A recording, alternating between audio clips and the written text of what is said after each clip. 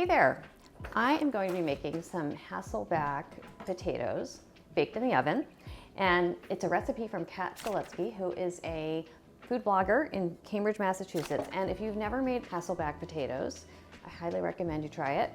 It's really about the way you slice the potatoes, which allows you to baste them while they're baking and lets all the flavorful juices to infuse the potato throughout. I'm using a Yukon Gold potato. If it lays flat, that's great, but they often roll around a bit, and so just to give you a little bit more control, you just slice the little facet off of the end, and don't throw these away. I'm going to toss those right in the pan. And then she has this cool technique where she has you use 2 chopsticks, and this is so that you don't slice all the way through the potato, because essentially you want to do these 1/8 inch slices. So just slice down to the chopstick. Don't use your favorite chopsticks because they will get probably a little battered from your knife. And yes, I am going very slowly, but it's Monday morning and I'm going to just enjoy the Zen-like act of slicing slowly. Okay, so there, I've got my potato, and it should be like kind of an accordion. You can see all the slices opening up. And then I'm gonna put that in the pan, and I'm gonna do the rest of them, and then we'll come back.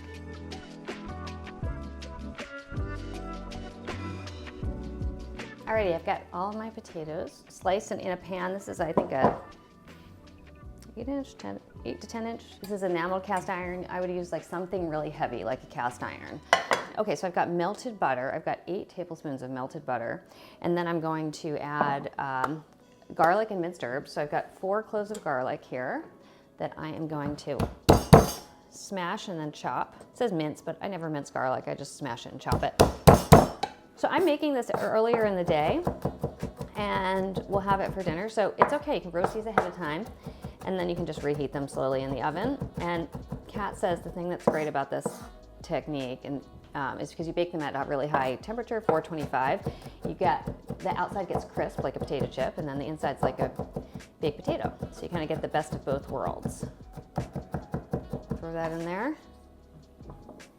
Whoop. All right, so we need how many herbs? 4 tablespoons of minced herbs. So I'm just gonna do a whole bunch.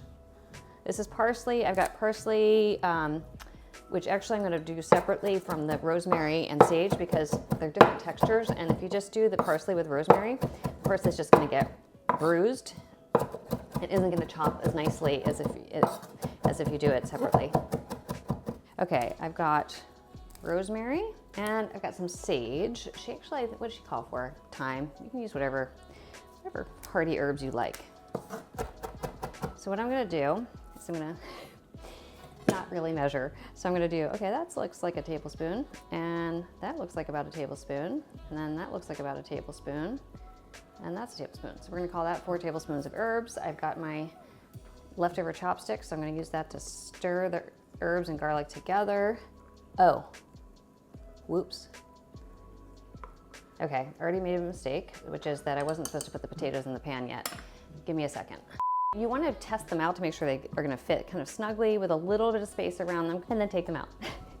And then we're going to take the butter and herb mixture here and actually just brush the pan. It's a little bit more detailed than I would get, which is like you're supposed to brush in between each of the slices. So I'm just going to I'm not going to brush between every slice, but I'm going to give everyone a little bit of a drive-by here.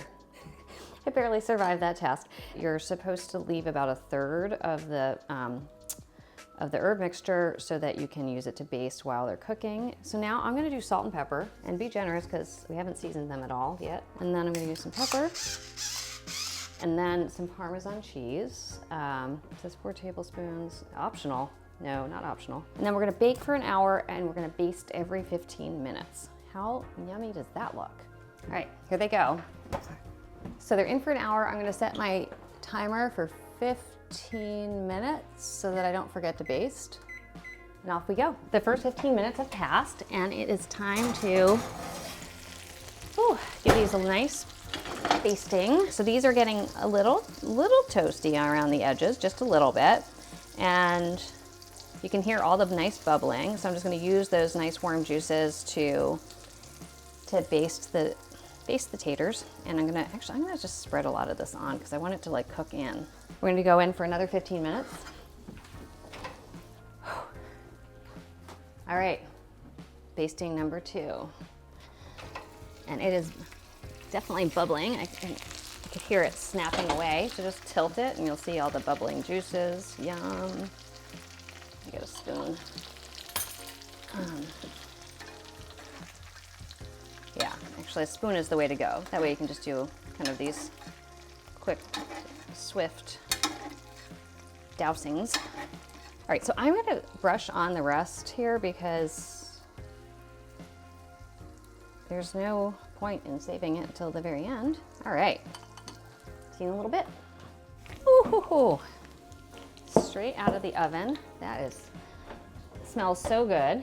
I'm gonna give it one last basting. But you can see the potatoes are really crisp and soft inside and so fragrant. All right, so finish with some cheese. You can also finish with some fresh herbs, but these already have so many herbs in them, I don't think it needs it. And then I'll be back to taste in a sec. Okay, last step is to taste it. So here is my Hasselback potato skillet bake. Okay, this is hot.